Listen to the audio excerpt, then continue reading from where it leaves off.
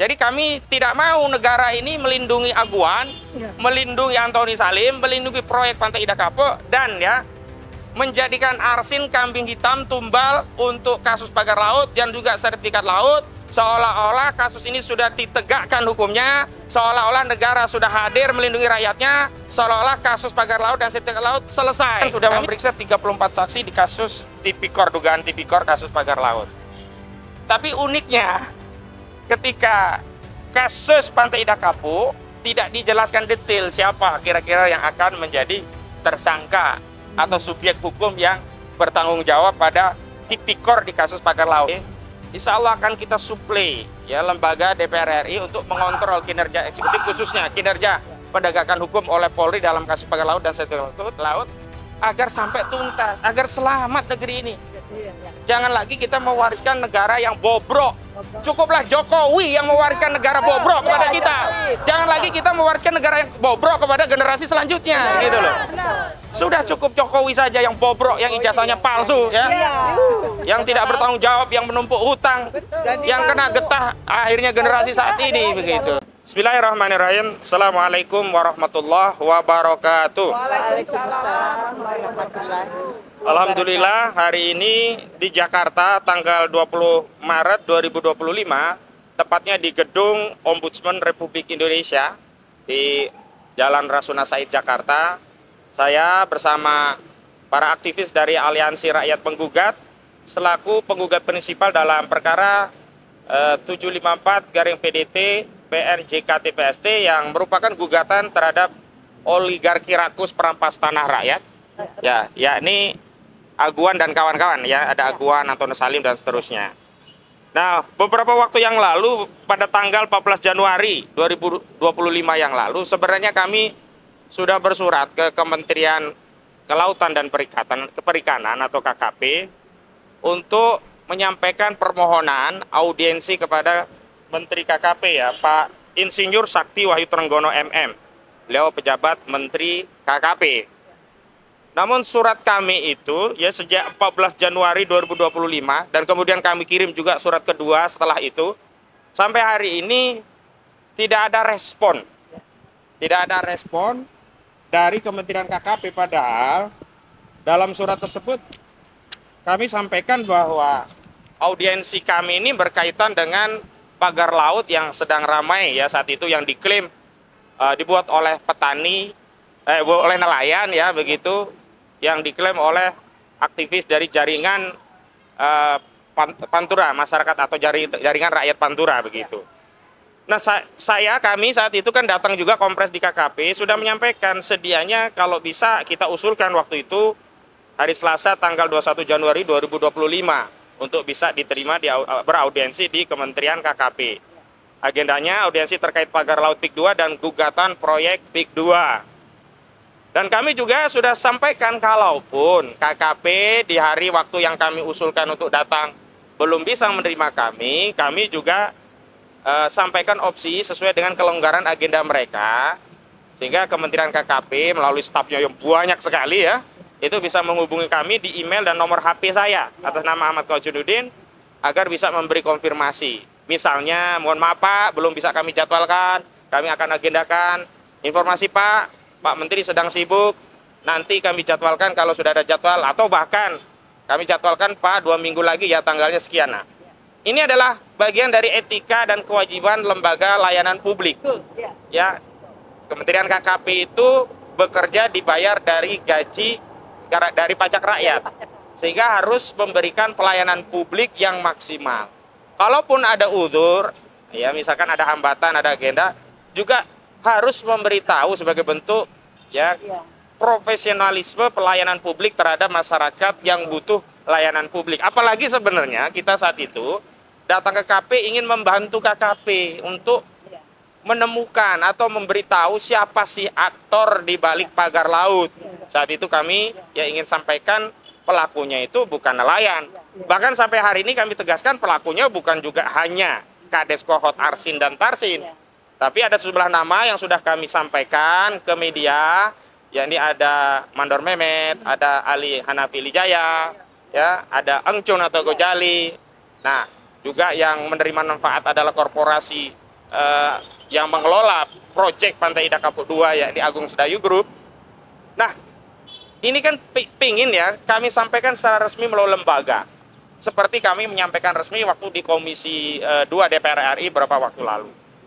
Nah, karena KKP tidak merespon, ini kan kita punya tanggung jawab nih, untuk memperbaiki kinerja KKP. Kok bisa begini gitu? Lembaga yang dibiayai oleh pajak rakyat yang harusnya punya kewajiban melayani publik, diberi surat permohonan audiensi untuk ketemu, kok tidak ada respon sama sekali. Padahal surat kita resmi, kita kirim langsung, bahkan kalau butuh konfirmasi kita kasih nomor WA, nomor HP, email pun kami siapkan.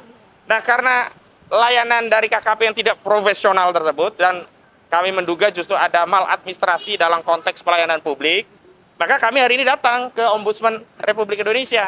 Karena salah satu tugas, fungsi, dan kewenangan Ombudsman itu untuk menerima aduan atau laporan dari masyarakat berkaitan adanya dugaan maladministrasi layanan publik, termasuk untuk melakukan kontrol terhadap pelayanan publik yang menjadi tugas dan kewajiban sekaligus tanggung jawab Badan Layanan Publik ya, dalam hal ini Kementerian KKP dan yang lainnya. Nah, hari ini kami sudah kirim surat dan kami lampirkan juga surat yang sudah kami kirim ke KKP. Harapannya KKP ini menterinya bisa dipanggil untuk menjelaskan apa soal kok surat dari masyarakat diajukan. Itu dari sisi administrasi. Yang kedua, kami ingin bicara substansi bahwa sejatinya kami terus mengadvokasi kasus ini bukan hanya di pengadilan ya ibu-ibu sekalian. Di pengadilan kita gugat perjuangan secara litigasi, di luar pengadilan kita juga melakukan perjuangan non litigasi. Non litigasi politik, kami datang ke Komisi 2 DPR RI, dan kami sekarang pun sudah mengirim surat ke Komisi 3 DPR RI yang berkaitan dengan penegakan hukum. Mitra mereka diantaranya Kapolri, Kejaksaan, dan seterusnya. Harapannya apa? Agar masalah-masalah hukum di pelaksanaan proyek Pantai Indah Kapuk ini bisa dituntaskan. Kenapa? Nah, ada beberapa hal yang ingin saya sampaikan. Yang pertama, aktor ya terkait pagar laut dan sertifikat laut, khususnya pagar laut, karena kita Kementerian KKP, sejatinya sampai hari ini belum pernah diungkap oleh Kementerian KKP, termasuk juga oleh Bareskrim Mabes Polri. Kenapa? Karena pelakunya bukan hanya Kades Kohot Arsin. Memang dia termasuk terlibat dalam kasus pagar laut dan sertifikat laut, tapi tidak hanya dia. Jadi kami tidak mau negara ini melindungi Aguan, melindungi Antoni Salim, melindungi proyek Pantai Indah Kapuk, dan ya menjadikan Arsin kambing hitam tumbal untuk kasus pagar laut dan juga sertifikat laut, seolah-olah kasus ini sudah ditegakkan hukumnya, seolah-olah negara sudah hadir melindungi rakyatnya, seolah-olah kasus pagar laut dan sertifikat laut selesai. Kami tidak mau begitu. Karena faktanya bukan dia saja pelakunya. Dan kami juga ingin tegaskan dalam kesempatan kali ini secara substansinya, bahwa motifnya nggak terbaca kalau itu yang melakukan adalah Arsin. Untuk apa kepala desa bikin pagar laut segitu panjang? Tapi dari kajian lapangan, mitigasi lapangan yang kami lakukan, kami datang ke Kronjo ya Bu ya, kita datang ke Tanara, datang Tanjung Pasir, Paku Haji, datang ke Mauk, datang ke beberapa desa lainnya, termasuk ke Pulau Cangkir, itu Kronjo maksudnya. Ya, kita menemukan motif bahwa pagar laut itu adalah sarana untuk mengokupasi wilayah laut kita dengan menerbitkan sertifikat di atas laut, yang tujuannya kelak sertifikat ini akan dijadikan sarana untuk mengajukan hak reklamasi atau rekonstruksi berdasarkan pasal 66 PP 18 2021. Jadi laut kita itu dijual untuk bikin industri properti dengan modus reklamasi. Nah, kalau motifnya reklamasi, siapa yang punya kepentingan reklamasi? Agung Sedayu Group.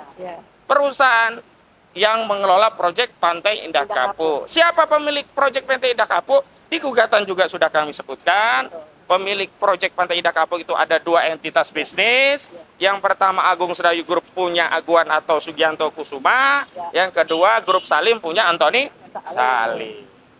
Nyambung kalau yang disidik itu perkara pagar laut dan sertifikat laut itu adalah Agung Sedayu Group, nanti ngerembet ke Aguan, ngerembet ke Antoni Salim. Jadi Arsin itu di luar dari itu ya? Ya, Arsin memang pelaku bagian, tapi kecil gitu. Ibarat mobil ya, Arsin itu cuman pentilnya saja atau bannya saja.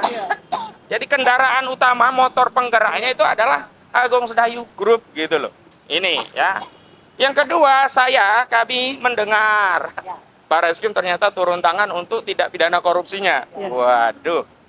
Sebelumnya Kejaksaan Agung ya tidak lagi menangani kasus tipikornya tidak pidana korupsi dengan dalih sedang ditangani oleh Barreskrim. Padahal Barreskrim saat itu belum menyidik perkara tindak pidana korupsinya, hanya tindak pidana umum pasalnya 263 tentang pemalsuan dokumen dan 266 tentang memasukkan keterangan palsu ke dalam akta otentik. Belum ada tipikornya itu waktu itu.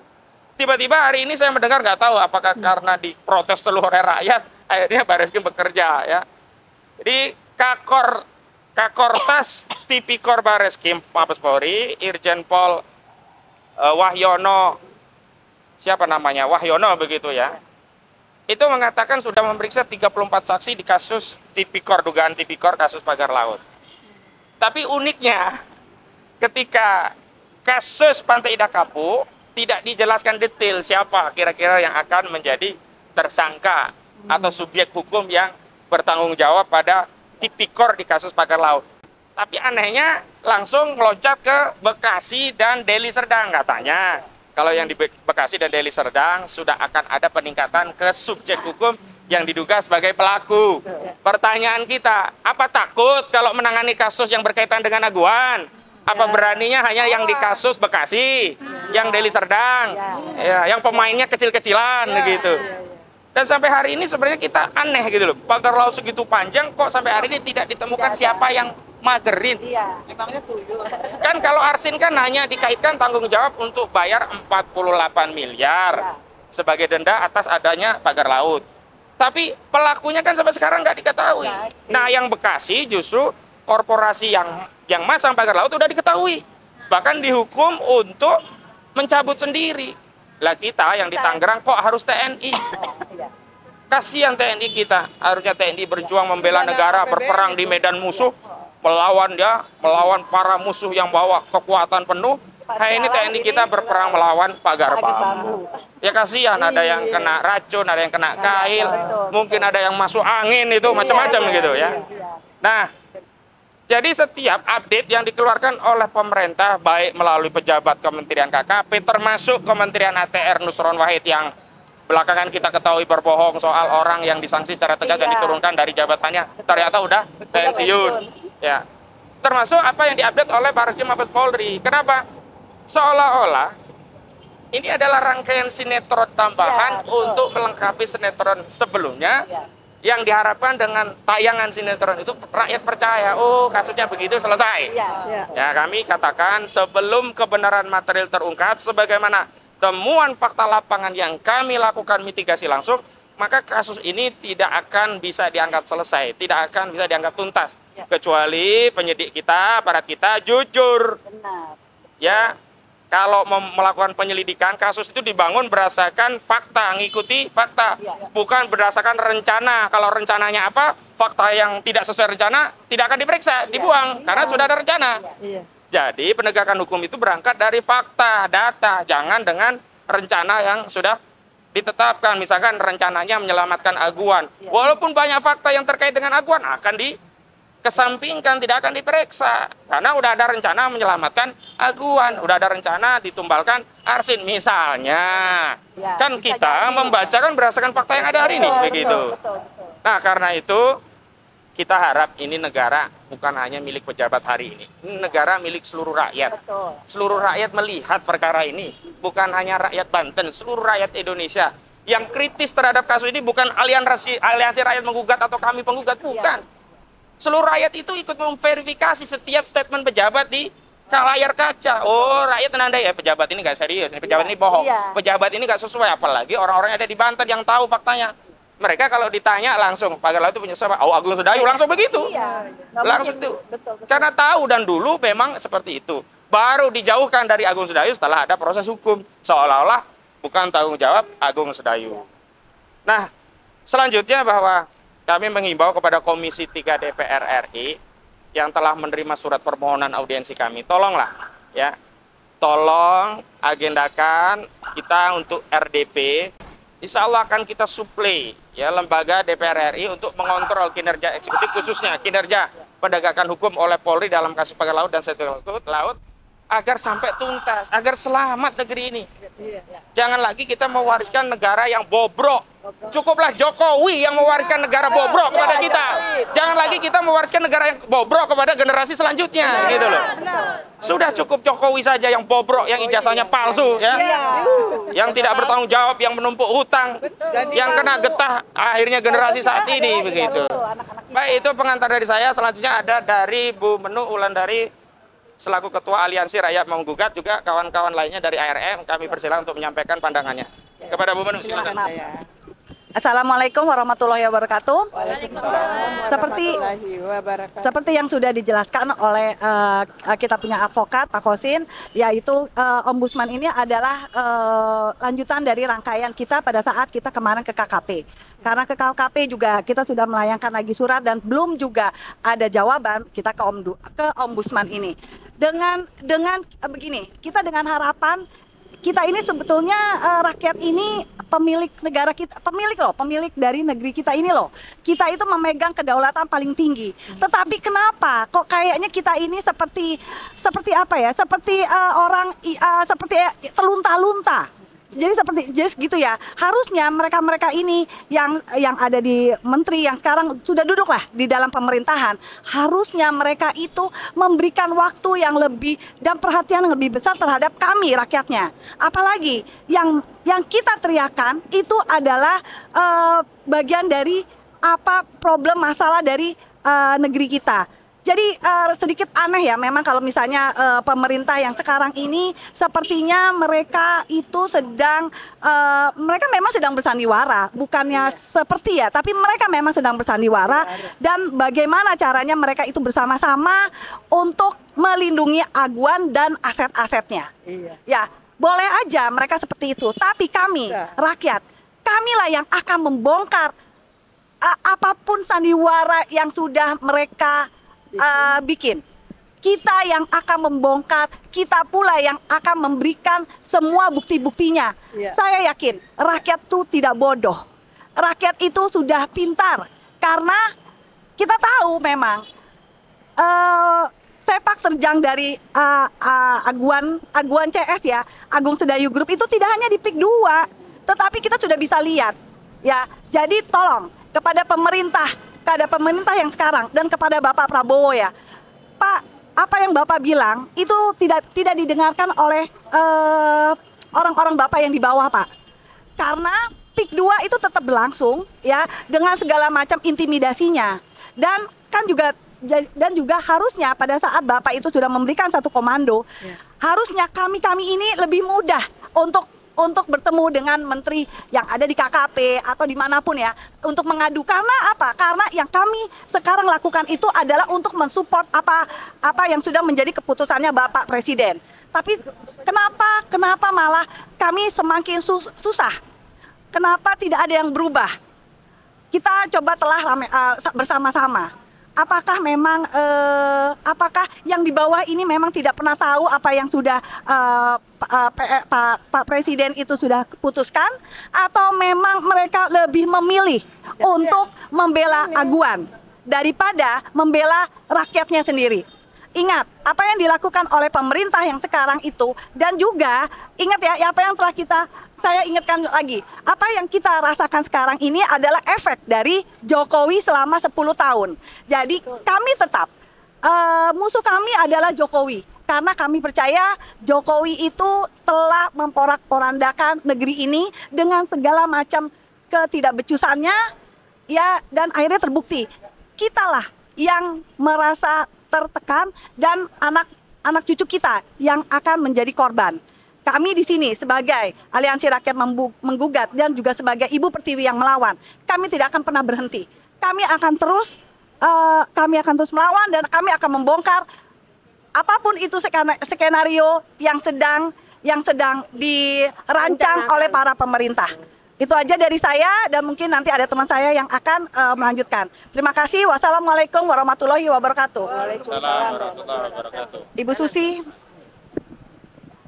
Pokoknya nanti siapa yang Assalamualaikum warahmatullahi wabarakatuh. Waalaikumsalam. Bismillahirrahmanirrahim. Selamat siang Bapak-bapak, Ibu-ibu sekalian. Satu perasaan dari rakyat Indonesia. Indonesia itu kan daerah kelautan, dari Sabang sampai Merauke dikelilingi oleh laut, dan nenek moyang kita adalah orang pelaut. Alangkah anehnya laut kalau laut kita dipagar untuk seorang Cina rakus aguan, Pak. Aneh-aneh, bin ajaib. Dan pemerintah umpamanya membela seorang rakus hanya untuk membiarkan kedaulatan terjual, itu sangat menyakitkan hati rakyat. Bisa dibilang berkhianat ya, pengkhianat. Mengkhianati bangsa ini secara tidak langsung. Ya. Pak Prabowo, 2 kali kami mak-mak militan ini memilih Bapak. 2 kali kami memilih Bapak karena kami anggap Bapak adalah seorang jenderal. Bapak hebat. Mungkin di pundak Bapak kami berharap Indonesia akan lebih maju. Tapi sampai saat ini banyak yang kecewa, Pak. Karena apa? Pagar laut yang sepanjang itu masih berdiri kokoh, dan malah saya dengar ada yang sudah dicor. Jadi sebenarnya kemarin tentara bersusah payah dengan dana negara mencabut bambu yang ada sepanjang puluhan kilometer. Tiba-tiba berdiri lagi. Itu berarti Cina rakus mempermainkan perasaan rakyat, Pak, mempermainkan negara. Jangan biarkan, Pak, Cina rakus itu berdiri tegak dengan naga-naganya, dengan segala kehebatannya, menyuap kiri kanan, menyuap pejabat, menyuap semua orang, menzolimi rakyat, menindas rakyat. Mereka anggap dia gajah. Tahu nggak kalau gajah dimasukin semut satu di kupingnya akan mati dia kalau semut itu membusuk di otaknya. Ingat, gajah itu nggak selamanya berdiri tegak, nggak selamanya hebat. Jadi ingat kau Aguan, ingat kau Antoni Salim, dan ingat juga Pak Jokowi, 10 tahun Bapak berkolaborasi dengan para perampas penjara tanah rakyat. Banten, bayangkan seluruh pantai Banten mereka kuasai, seluruh pantai Indonesia mereka kuasai. Bukan di Banten saja, Pak, seluruh Indonesia mereka kuasai.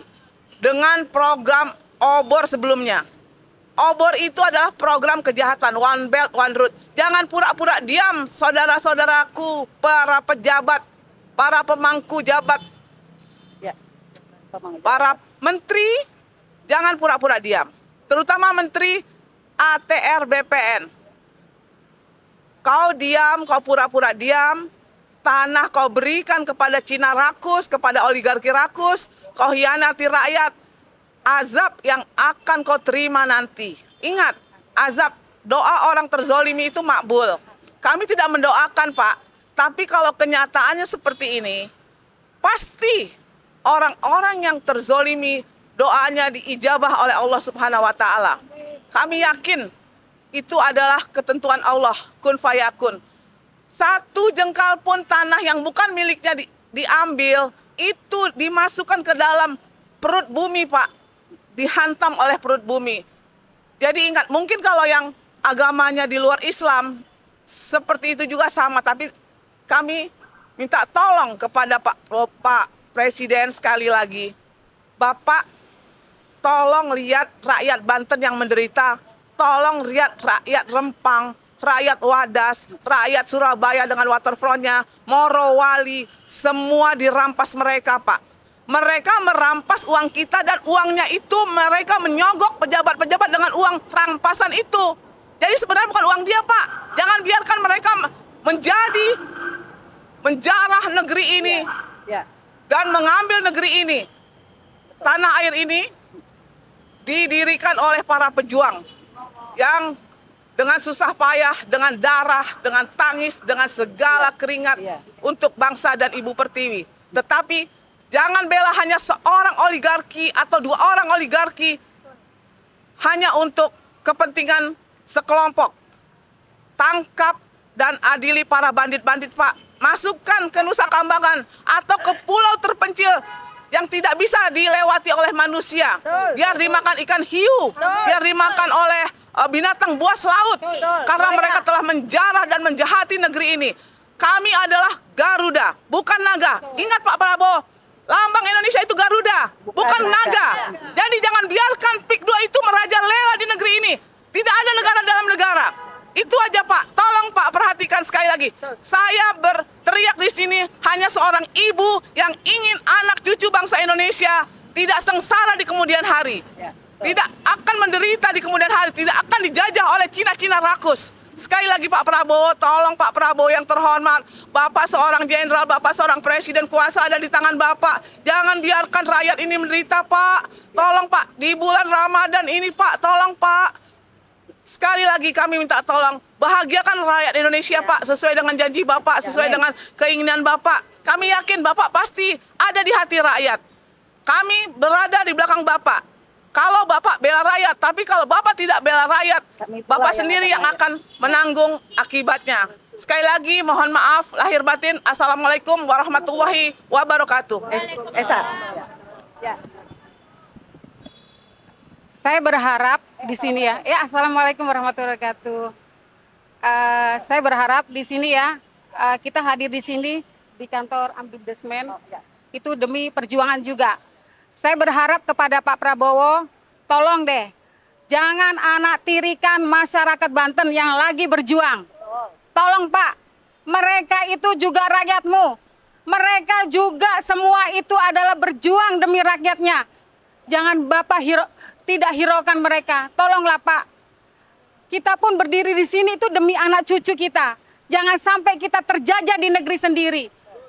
Dan kita pun Pak, anak-anak kita pun yang ada, yang kita perjuangkan, juga anak-anak Bapak juga. Tolonglah Pak, jangan biarkan rakyat berjuang sendiri. Jangan biarkan kita terlunta-lunta. Masalah ini belum selesai. Pagar pun belum dicabut Pak. Gimana kinerja Bapak? Tolonglah Pak. Kalau emang Bapak tegas demi rakyat Banten, tolong cabut dan penjarakan Aguan Pak. Ini harapan kami.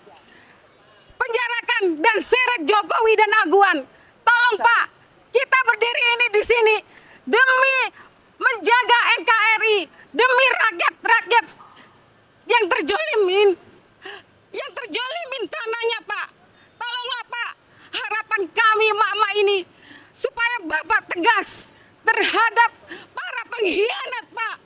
Tolong Pak, tolong kami Pak. Kita tidak bisa berkata-kata kalau Bapak tidak langsung eksekusi Pak mereka yang jahat terhadap rakyatmu Pak. Tolonglah Pak, kami di sini berharap kepada Bapak. Terima kasih Pak, inilah harapan kami Pak. Assalamualaikum warahmatullahi wabarakatuh. Assalamualaikum warahmatullahi wabarakatuh. Waalaikumsalam warahmatullahi wabarakatuh. Kami sebagai rakyat Indonesia yang sedang tidak baik-baik saja merasa bahwa apa yang Pak Prabowo sudah katakan belum ada belum ada reaksi atau belum ada realisasi. Ya, betul. Kami sama teman-teman kami di sini itu adalah pendukung Bapak di tahun 2019 dan kami pun di tahun ini berharap banyak dengan Bapak. Bapak akan membela suara rakyat, Bapak akan membela suara kami, Bapak akan menomorsatukan kami sebagai rakyat, bukan mereka oligarki yang sudah merampas tanah-tanah kami di semua pesisir pantai. Kami sangat sedih Pak, janji Bapak belum terrealisasi dengan pagar yang katanya mau dicabut, itu hanya omon-omon. Pagar yang katanya ketika kami berteriak, Bapak hari itu langsung besoknya mengadakan pencabutan oleh TNI. Tapi setelah kami semua tidak ada di sana, tidak fokus di sana, Bapak berhentikan juga. Dan sedihnya pagar-pagar itu masih tetap berdiri dan sepertinya pembangunannya terus. Betul. Jadi maksudnya kami sebagai rakyat itu mau diapain sama Bapak gitu. Bapak jangan mempermainkan perasaan kami. Kami adalah penduduk asli Indonesia, tapi Bapak lebih membela orang-orang yang tidak punya rasa nasionalis. Mereka memang akan berniat jahat untuk merampas negara kami. Bapak jangan fasilitasi mereka. Bapak harus tidak pakai basa-basi lagi untuk menangkap, memenjarakan Jokowi, Aguan, dan Antoni Salim serta kroni-kroni yang lain. Kami tidak terima kalau Bapak tetap diam. Kami sebagai rakyat Indonesia yang berdaulat akan tetap berteriak bahwa Bapak adalah presiden kami yang harus mendukung kami sebagai rakyat Indonesia yang membela suara-suara kami.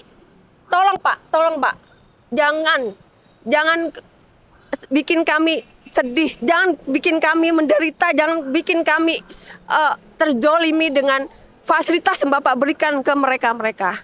Pak, kami sekali lagi mengingatkan Pak, dosa itu pasti ada. Janji-janji Bapak pasti ditanya nanti di akhirat. Apalagi sekarang bulan puasa, bulan Ramadan. Saya tidak tahu Bapak puasa, tapi saya berharap Bapak sebagai orang yang beragama Islam tetap puasa. Janji harus ditepati. Kalau tidak, akhirat akan mempertanggungjawabkan apa yang sudah Bapak janjikan ke kami. Rakyat ada 300 berapa? 280 juta yang akan menuntut Bapak. Coba itu. Berapa? Ada di dasar mana Bapak? Nanti ada di atas sana, saya nggak tahu. Cuman selama masih ada kesempatan untuk bertobat, melaksanakan kami sebagai rakyat Indonesia, memfasilitasi kami, suara kami didengarkan, kami akan bersyukur dan berdoa yang bagus buat Bapak. Segitu aja suara dari saya sebagai rakyat. Wassalamualaikum warahmatullahi wabarakatuh. Terakhir dari saya selaku koordinator tim advokasi melawan oligarki rakus perampas tanah rakyat. Saya menyeru kepada laki-laki yang ada di negeri ini. Hai kau laki-laki yang ada di negeri ini. Apakah tidak malu melihat para ibu-ibu yang hari ini berjuang meneriakkan keadilan di depan penguasa yang zalim, berdiri kokoh menyuarakan kebenaran di atas penguasa yang zalim? Apakah kalian tidak malu? Terutama saya menyeru kepada Anda, para jenderal baik di TNI maupun di polisi. Di mana bintang-bintang Anda letakkan? Apakah masih di pundak Anda atau sudah dibuang ke selokan? Di mana jabatan yang Anda banggakan? Apakah masih bisa untuk membuat Anda tegak menghadapi rakyat atau tertunduk malu melihat rakyatmu, bangsamu hari ini dijajah? Dan tentu saja kepada siapapun yang mendapatkan amanah untuk mengelola negeri ini, ketahuilah bahwa sejatinya negeri ini tidak dikelola tanpa pertanggungjawaban baik di dunia apalagi di akhirat. Dan saya ingatkan kepada siapapun, terutama saya ingatkan jenderal-jenderal yang ada di TNI, jenderal-jenderal yang ada di kepolisian, putus hubunganmu dengan oligarki jahat, putus hubunganmu dengan pengusaha-pengusaha hitam. Tidak perlu mencari bintang dengan merendahkan diri minta bantuan oligarki. Putus hubunganmu dengan Antoni Salim, putus hubunganmu dengan Aguan, putus hubunganmu dengan Joko Widodo, putus hubunganmu dengan oligarki lainnya, Tommy Winata dan yang lainnya. Berkhidmatlah hanya kepada rakyat. Bekerjalah hanya untuk kedaulatan negara. Bekerjalah atas amanah yang diberikan kepada saudara. Karena sungguh kebanggaan seorang jenderal, kebanggaan seorang tentara, kebanggaan seorang polisi manakala dia berdiri tegak bersama rakyat melawan kezaliman. Takbir! Assalamualaikum warahmatullahi wabarakatuh.